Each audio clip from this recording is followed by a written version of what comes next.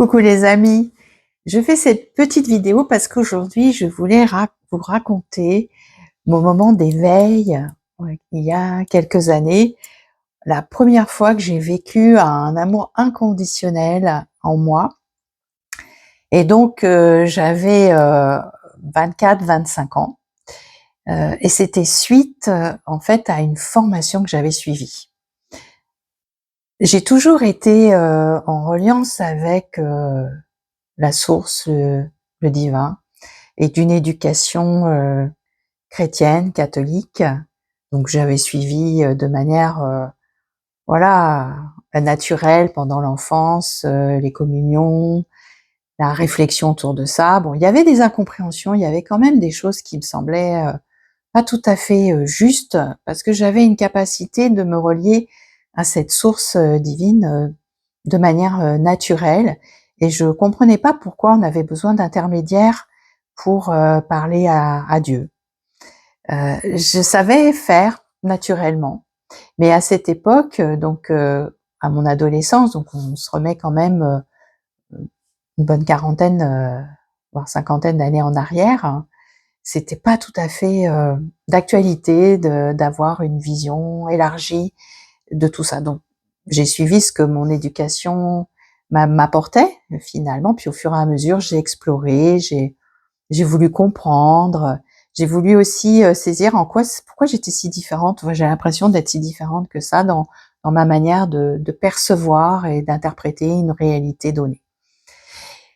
Après mon parcours d'infirmière, donc je me suis formée en tant qu'infirmière, j'ai travaillé dans des services de réanimation parce que ça m'intéressait aussi de ce contact avec la difficulté comment dire, de pathologie, la non-santé finalement, et comment on pouvait aider pour sortir de situations qui pouvaient amener à une fin de vie. Et donc forcément ça m'a amené à réfléchir sur la fin de vie, l'accompagnement des familles, l'accompagnement des êtres eux-mêmes, et tout ce domaine du non-visible en relation avec l'âme, toujours dans cette idée qu'on était plus que de la matière en action. Et j'avais cette conscience des choses, de cette reliance en fait, de ce que je nommais à l'époque âme, qu'on peut nommer aujourd'hui esprit infini, source infinie. Enfin, déjà très très très rapidement et très jeune, et dans mon parcours d'infirmière, j'avais ça quoi, qui était présent et qui s'exprimait, se manifestait. Et puis régulièrement on avait des formations continues, et je me souviens très bien de cette formation que j'avais choisi de suivre, qui s'appelait Puissance et potentiel niveau 1. Et là, bon, c'était des concepts, je dirais, d'analyse transactionnelle, de programmation neurolinguistique, comment mieux se connaître, comment mieux s'exprimer, se repérer, oser, avoir plus de confiance en soi. Enfin, voilà, des sujets qui étaient, je dirais, un peu courants et acceptables pour le plus grand nombre. Mais ce que j'ai constaté, c'est ce qui faisait la différence en fait, et qui a réveillé, qui m'a éveillé finalement, ou réveillé une partie de moi dans cet amour inconditionnel, c'était la formatrice et le charisme qu'elle dégageait, pas juste un charisme de personnalité, mais un charisme d'âme, un charisme énergétique qui est venu réveiller une partie de moi. Et je me souviens très bien le après formation, où j'étais dans un état d'amour inconditionnel. C'était tellement beau, c'était tellement puissant, et j'avais du mal déjà à comprendre comment ça se fait qu'on pouvait être aussi restreint dans cette expression d'amour inconditionnel.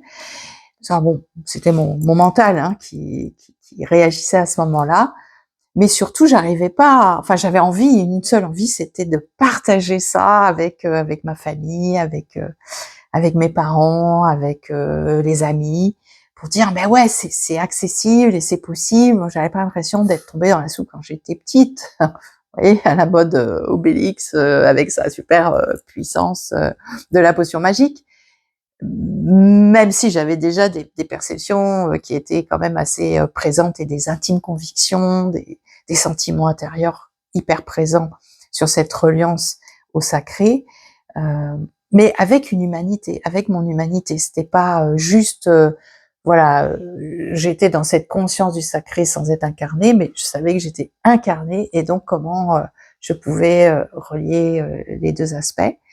Et donc j'ai commencé à en parler à ce moment-là, sauf que c'était encore moins d'actualité que ce qui se passait aujourd'hui, et donc je me suis fait totalement rabrouer, enfermer avec des êtres finalement chers, quoi, qui comprenaient pas ce que j'étais en train de leur expliquer, donc je me suis refermée dans cet espace-là, dans l'expression en tout cas de cet espace-là.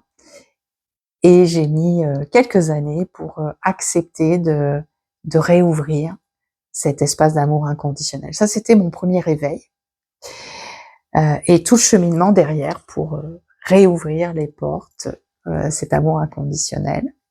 Et puis j'ai eu enfin j'en ai eu plusieurs, hein, des expériences tout au décor de ma vie, mais une deuxième qui a été aussi très marquante, c'est quand j'ai vécu cet amour, enfin cet espace de conscience sans début ni fin. Et c'était après une formation que j'avais suivie aux États-Unis pour travailler sur la grille électromagnétique et comment on pouvait agencer les informations contenues dans cette grille électromagnétique en relation avec l'histoire, en relation avec le donner et le recevoir, en relation avec le potentiel futur. Et juste après une méditation, waouh, j'avais l'impression que toutes les molécules de conscience étaient éparpillées dans la salle, dans la pièce. Je savais qui j'étais dans la conscience de mon corps, de mon incarnation, mais j'avais aussi cette impression de faire partie de tout, quoi, de toutes ces molécules. C'était un peu space, un peu bizarre. Et je me souviens très bien, une amie qui était là et qui avait ses mains posées au niveau de mon chakra du cœur avant, arrière, qui me parlait, qui me disait tout va bien, Patricia, t'es juste dans une expansion de conscience, de l'infiniment, de l'infini en fait, et cette conscience que j'étais en même temps moi et en même temps le tout. Et ça, c'était quand même une expérience aussi intéressante. Alors c'est vrai qu'aujourd'hui, bah, mon cheminement a continué et continue. Je me rends compte que nous avons d'infinies possibilités. C'est pas juste une vision, une version mentale. C'est une vraie vision aussi basée sur mon expérience des choses. Et c'est pour ça que j'ai vraiment à cœur de vous accompagner dans ce cheminement d'éveil à vous-même et dans cette reliance en fait à, à la à la biologie, à la matière que vous êtes, mais aussi à cette partie infinie de vous, sacrée de vous, qui ne demande qu'à s'incarner, qu'à s'exprimer davantage dans la matière. Je crois que c'est le chemin, enfin en tout cas un des chemins importants aujourd'hui, celui d'accepter, d'incarner davantage ces molécules de ce que nous sommes, de conscience que nous sommes, cette énergie lumineuse infinie que nous sommes, qui contient de l'information, qui contient des désirs, des rêves, des projets. Et ça, je le dis à la manière mentale, mais qui contient tout ça, qui a envie d'exprimer ces choses, que ce soit dans la réalisation de projets, mais aussi dans la dynamique relationnelle que l'on peut mettre en place pour créer un monde plus harmonieux, plus respectueux, donc basé sur des valeurs essentielles, fondamentales, existentielles. Enfin, il y a plein de valeurs qui peuvent s'exprimer au décours de ce chemin de vie. Voilà, j'avais envie de partager ces moments importants pour moi. Il y en a d'autres, il y en aura d'autres, et toujours dans l'esprit de vous aider et surtout de vous dire, quand vous avez ces moments d'éveil de conscience ou d'éveil d'amour inconditionnel, même si autour de vous, tout le monde ne le comprend pas, essayez de garder les portes ouvertes. Essayez de mettre dans votre intention le fait de rencontrer des personnes qui vont vous comprendre, qui vont vous soutenir, avec lesquelles vous pourrez partager avec aisance, avec facilité, sans retenue, sans crainte d'être jugé, sans sans peur d'être brûlé sur un bûcher ou que sais-je, quoi d'autre encore.